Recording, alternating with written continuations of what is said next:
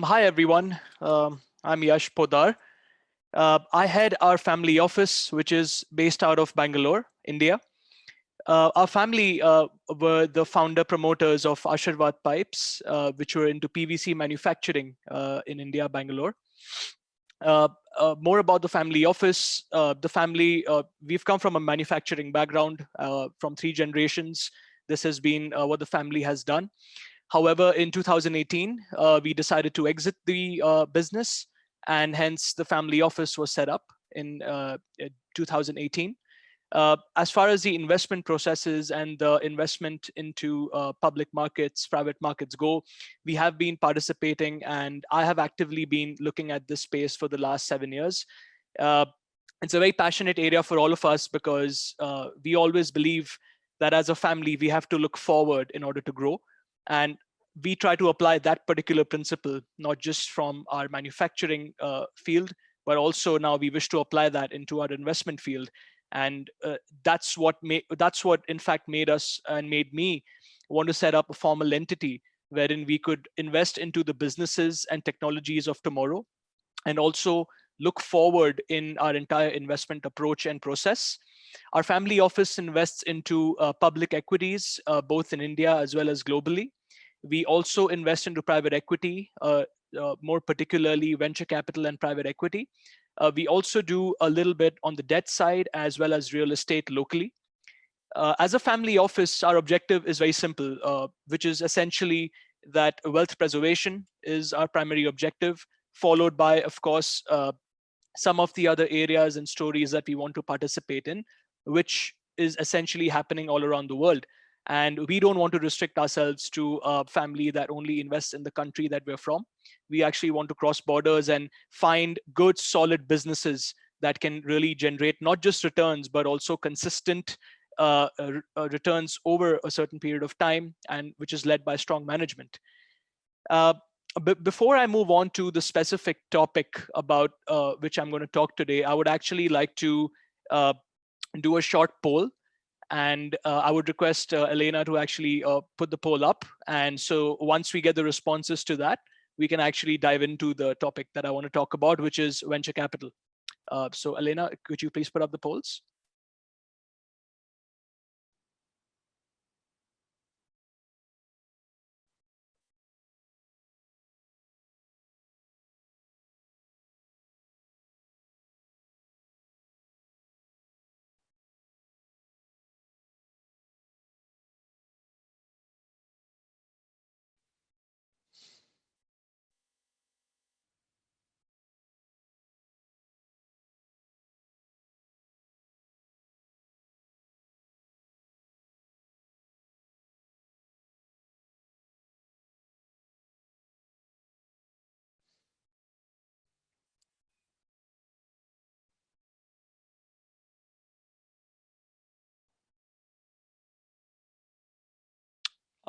Not sure if the polls are showing up.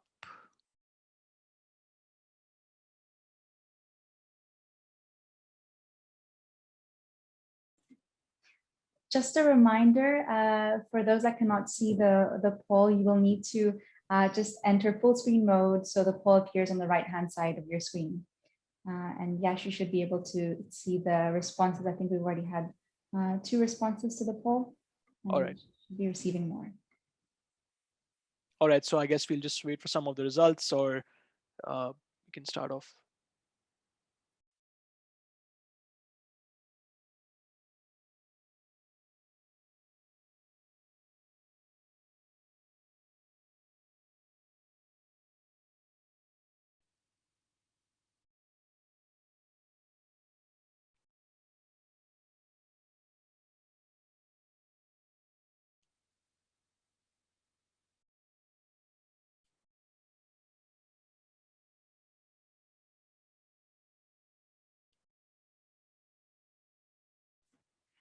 Yes, I think you should be able to see the results on your screen. Mm-hmm. Let me just refresh this page.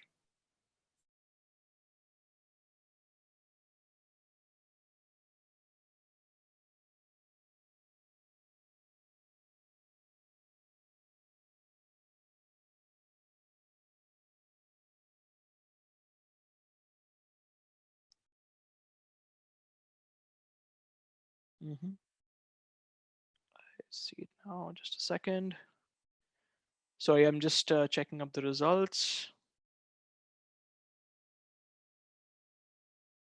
of the poll. Elena, I'm not able to see the votes that came through. Yes, they should be appearing soon. We're just Okay. checking on the back end Okay. to. No worries.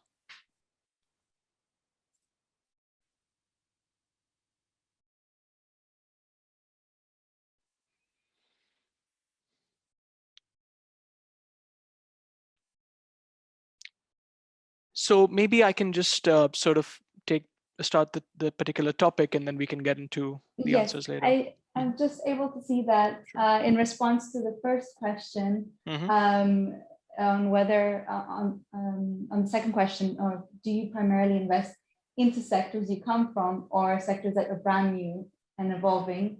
Mm-hmm. Sectors that I come from is 38%, with 63% for Yeah. brand new. Yeah. And then for the first question that was submitted, do you invest directly into startups or through funds or both? We have invest directly 38%, invest through funds 25%, and invest through both is 38%. Well, I'm actually really happy to see that result, because this is exactly what I thought would come out. So I'm actually going to dive into that, which is my next topic, is essentially venture capital. The reason I decided to pick this topic is because it's become such an passionate area for so many family offices. And it's very interesting that the results that have come out have also validated what I had thought I would talk about. The first thing that I want to talk about with venture capital is that a lot of people treat this as an exciting asset class, which it is. And but the way to approach this particular asset class has been a bit different from most people that I speak to. Uh, so a lot of people, and in this particular poll, let me just address this. It's exactly what I thought of families actually wanting to try out newer sectors. We were all under the impression, and at least we have an assumption, that family offices who exit a certain line of business or industry, the assumption is that they go back and invest into the same product or the same industry because they understand that better. However, this is not something that I've personally observed in my experiences and my interactions with people. It's in fact the reverse. People actually want to be in stories that are new. People want to be in stories that are radical and different from where they come from. And a lot of the validation for this comes from even my own family office.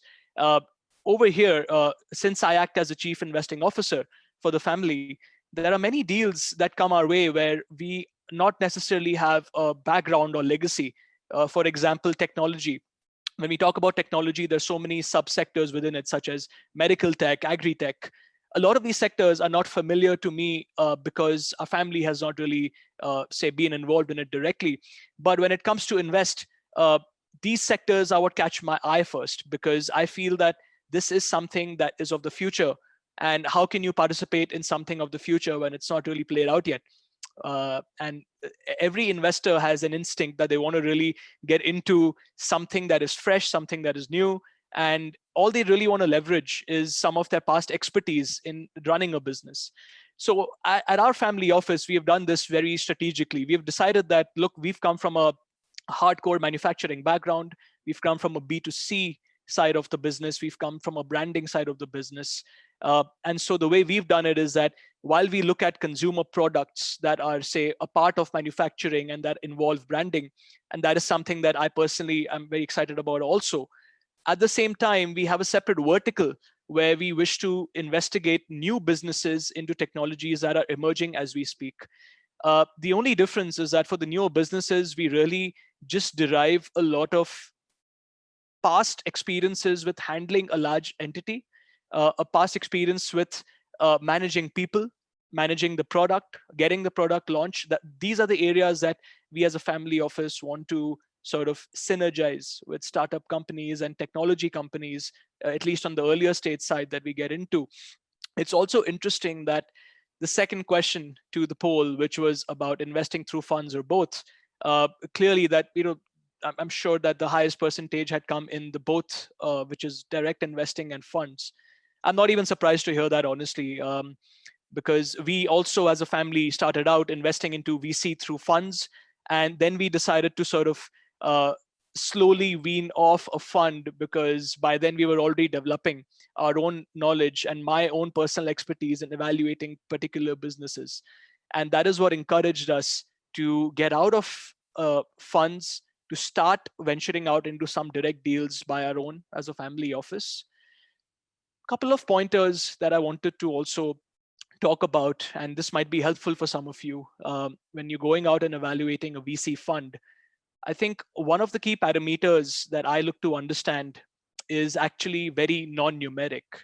The first thing that I really want to know is, what is the psyche of the fund manager?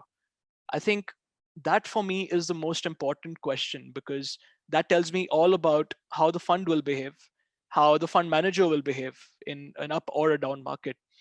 The best way to understand that, and that's very, very instinctive and intuitive, but I think a good way to really go about that is to talk to the fund management team and understand why they're really going into a business. And this might sound like a very generic question, but the reality is that a lot of fund managers, from some of what I've seen as well, uh, it their thoughts and their goals don't translate into the fund. So I've seen fund managers saying that we want to invest into the growing businesses and we want to exit them in 3-4 years, but in reality they either exit them early or they end up holding it too long that they're then unable to exit. Another key question that I try to understand from VCs is, how are they networked in the investment world? Because let's face it, the only way you're going to make money as an investor is if the VC is going to be able to further upsell that deal. Now, that could be to another VC, or that could be to another fund, or that could be the startup listing, which is usually very rare. So I take that with a huge pinch of salt when they say that a startup is going to list or something is going to IPO. I don't think it's as simple and as easy as they make it sound. Another aspect that I try to understand is that, are you really investing in the sectors that you're talking about? So, for example, I've seen funds where they use words like investing into deep tech, AI, and ML. All of it sounds really fancy and good to hear on the surface of it. But when you get down to seeing the portfolio companies, you realize that a lot of them are not even AI related. They just use that particular term to sort of lure you in. And what happens after that is a bit of a confusion. I've seen this again through some of my experiences. What I realize is that eventually you want to be with a fund that has a clear focus. And the only way to know that focus is, if historical information is not available, is to really just analyze how the people are thinking. I think that is the first step. Everything else, the IRR, the returns, the gross returns, all of that is a factor of that. So you got to find people who are super focused into a one particular field and sector, and who don't deviate just to make an extra buck. I think as family offices and high net worth investors, what you really need to just do is look at the focus. More importantly, make up your mind. I think unless your mind is not made up, that yes, I want to get into, say, B2B SaaS, for example. Unless your mind is made up on it, don't do it, because not every sector is going to behave the way you want it to. That is something that I've again picked up when we started off in 2013, that a lot of sectors where we feel that the performances should come in a certain way and the valuation should rise up in a certain way, it does not happen so linearly. Um, Coming from a manufacturing background, we were under the assumption that most businesses, even in the startup space, grow in a certain way, but there are different metrics. Talking about metrics, in today's world, there is a lot of talk about price to earnings multiples, price to sales multiples, free cash flows. These three are the most fundamental parameters which have been used for a very long time. But I think as forward looking future investors, it's also important to know that there are a lot of metrics that cannot apply to new age businesses. It's very difficult to assign a price to earnings to a company that has no earnings. It's also difficult to ascribe price to book or free cash flow to companies that are not behaving, or whose models are not really um, the same as what you usually see. So it's important for everyone to really sit and understand about what it is that you will measure. Will you measure the users? Will you measure the active users per month? Uh, or would you measure the expansion? Because a lot of valuations and multiples today happen on parameters that are not traditional and that are not the standard. Because we also, as a family office, do so much public market investing, we realize over time that we have to have a very clear bifurcation, that even within, if equity is assumed to be a high risk class asset, it is also important to understand that venture capital within private equity is supposed to be an even higher class of risk. And I guess this is the reason why so many of you on the poll have also responded that you want to do both, which is completely practical. I personally believe that uh, nobody should get carried away having, say, had even a few successes in direct deals. It's important to be also in funds, because somewhere you are able to act along and treat that as a learning lesson. And post that, if you decide to really get into, say, direct deals, my only suggestion is that you would need to really build up a solid knowledge bank of the space. What we are doing is we are also trying to build up a team, which I am trying to, say, form in the next 6 months to a year, where we want an internal team that is sort of evaluating these direct deals, evaluating new business opportunities from a tech investing perspective, in terms of collecting data, just going out in the market and talking to businesses. I think that's really what anybody who's doing direct deals needs to do. Of course, having the right networks matters. Having the right people who are investing with you also matters a lot. But I think anybody who's seriously getting into direct investing, uh, they must be ready to do it the right way. Uh, and the only reason I say that is because many times you want to do something because it's exciting, and that's very normal. That's human nature. I've done a couple of investments wherein it was more of excitement that took over. Fortunately for me, those investments were very small and insignificant, so I could learn my lesson quickly. Having said that, I feel that excitement is important, but it's also important to look at the ground reality. Everybody wants to talk about and think about companies like SpaceX and Blue Origin and all these leaders of the future, but do you actually know the business model? If you do, well, that's great, and fantastic. But if you don't, and if you're mainly doing it on, say, hearsay, or because the other community is talking about it, I suggest that you first sit down and understand the model for yourself. Something that I like to do when I'm evaluating a new sector that I have never seen before is I spend almost 2 to 3 weeks just talking to people of that sector, uh, seeing as many videos I can online today. There are a lot of great content.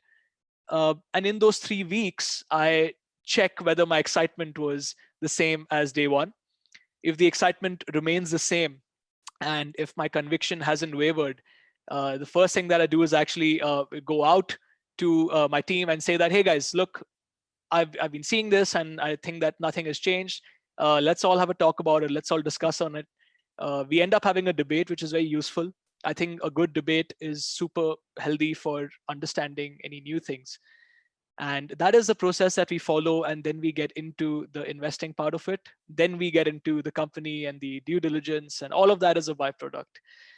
um, as you can see, I have a lot of fun doing this, and so it's something that I feel families, if they really want to get into these kind of things, they must also learn to have fun, because I feel this is how the investment world is. It teaches you something new every day, and we as a family office love learning about new technologies and new businesses. Uh, the last thing that I want to leave you with about venture capital investing is that uh, many times we talk about investing in cohorts, or we talk about investing together. I think it's very important to find people who are very aligned to you, and also you have the same vision. Because if you don't share a vision, you cannot be invested into something for 5 6 years. It's impossible. It's really difficult. You really just have to have a clarity on your end about why you're doing this. you should know the risk. I think risk analysis is the bedrock of any VC investment.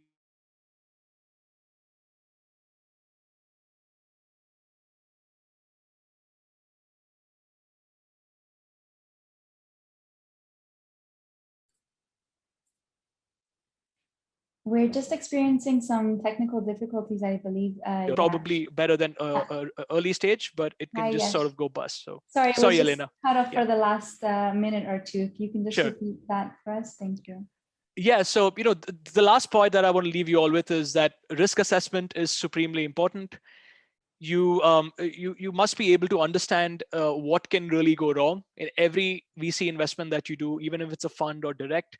The best way to know that is to you know go deep and try to understand everything that can go wrong, right from the people to the company, the product, and don't go under the assumption that just because something is late stage that it will always survive. You have to have an idea that mortality is a fact of the VC world, and that's the only thing I want to leave you all with. Great. Thanks so much, Yash. Really enjoyed listening to your insights and your experience with investing in private equity and venture capital and how you go about doing that. Thank you, We Elena. have some time Sure, for some questions from sure. the audience. Feel free to use the chat and Q&A function if you want to submit any questions for Yash. Just to start off with, what is the most challenging aspect of leaving the initial family business and moving into the family office space from your experience? Yeah, that's a great question. Not many people ask this. I think the first challenge that you face is psychological, because you feel that you've done one thing for so long, and you sort of are then venturing out into a completely new space, because earlier all your money was invested into one industry, one business, one product, and then all of a sudden you have come into liquidity, and now you realize that this liquidity has to go into many such businesses in order for you to generate the returns that you want. And so the first challenge is that how do you really organize this wealth basis your requirements, basis what you want this to grow, and how do you also fulfill the objectives of the family. I think that is the most important part about getting out of a existing business, is to really assess uh, how are you satisfying the objectives, how are you getting the returns, and how are you also not operating as a typical fund, because this is family money that you're dealing with. It's not public money that you have to generate an alpha every day or every month. Family money comes with a very different psychology. And how do you treat this? How do you structure this? I think those are the challenges that one really comes into after a business. Great. And you also mentioned the fact that people are moving out of their own sectors for their family business when it comes to their investments later on. What are some top tips for you to give the audience when if they're actually considering doing that, how to go about doing that? Was that from a perspective of investing into new spaces, or doing business Yes, in the new investing in spaces? a space that's outside Okay. the family business sector. Yeah, again, I think that what every family needs to do is, if they're getting into a domain that is brand new, maybe I'll just give an example of my own that'll help. So having come from a manufacturing background, product background, I remember about a month ago I was evaluating a hyper-local delivery company. Now, this is something that has no connection to my family business at all. So obviously I was stumped. But the first thing that I did was exactly what I said in the talk. For the first 3 weeks, all I did was just talk to people in the space. I have spoken to everybody from the guy on the delivery bike, to the shops that they get stuff from, to as many members of the team that I could reach. And this was something that I did independently for the first 3 weeks to really assess what is the business model, because uh, the way to do business has not changed, and every good business has the same set of things that they want to get right. And so when I did that, you create a picture, you understand the model, you understand the risk, uh, then you go out to, say, your team, or you work with your team on this and you guys debate. Then you look at the market, look at the competitors. I think these things itself will give you a pretty large image. And the last step, of course, is due diligence. Now, that is something that has to come through your networks and your connects, and there is no easy answer to that. There's no website, there's no do the groundwork yourself. And so these are some of the pointers.